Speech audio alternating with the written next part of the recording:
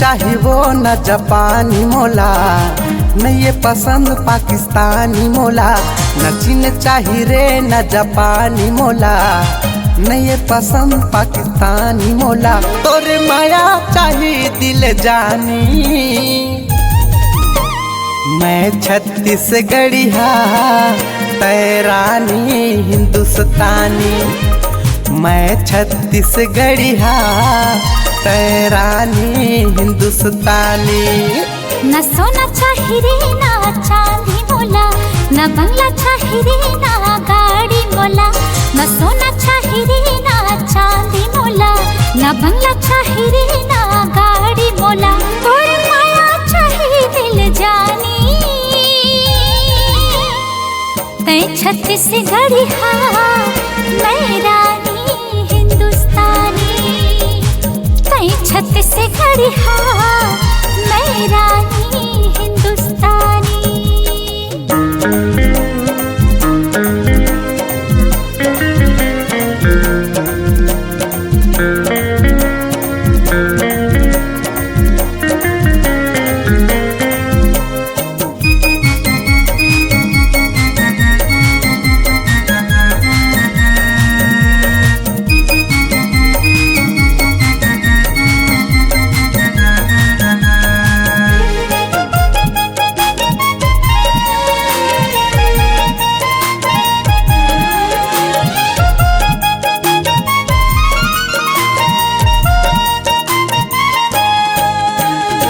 दिल में दिल ऐसे मिले वो जैसे बासी मनो। मुश्किल मामूर दिन कटे रे जब लिखो तुर बात सुन।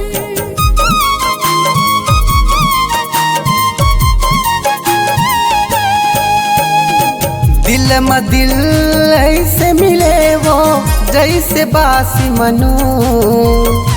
मुश्किल मामूर दिन कटे रे जब लिखो तुर बात सुन। मुश्किल मामूर दिन कटे रे जब लिखो तुर बात सुन। न करी न चाही वो न करिश्मा मोला, न यूपी चाही रे न MP मोला। न करी न चाही वो न करिश्मा मोला, न यूपी चाही रे न MP मोला। तोरे माया चाही दिल जानी, अरे मैं छत्तीसगढ़िया तैरानी हिंदुस्तानी। मैं छत्तीसगढ़िया तैरानी हिंदुस्तानी।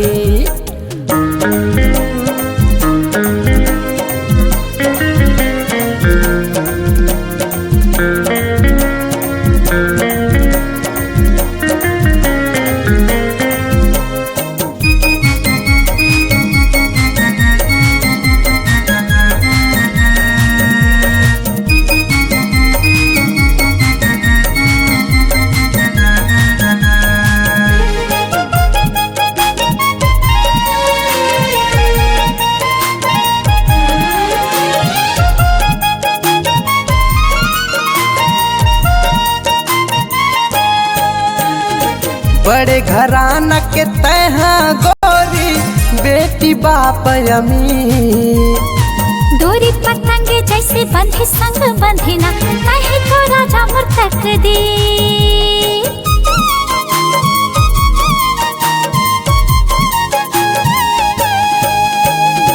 बड़े घराना के तैहा गोरी बेटी बाप अमीर। डोरी पतंगे जैसे बंधी संग बंधी ना, कहीं तो राजा मोर तक दे।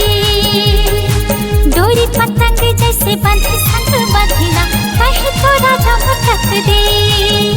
न गहना चाही रे ना साड़ी मोला, न पैसा चाही रे ना बाली मोला।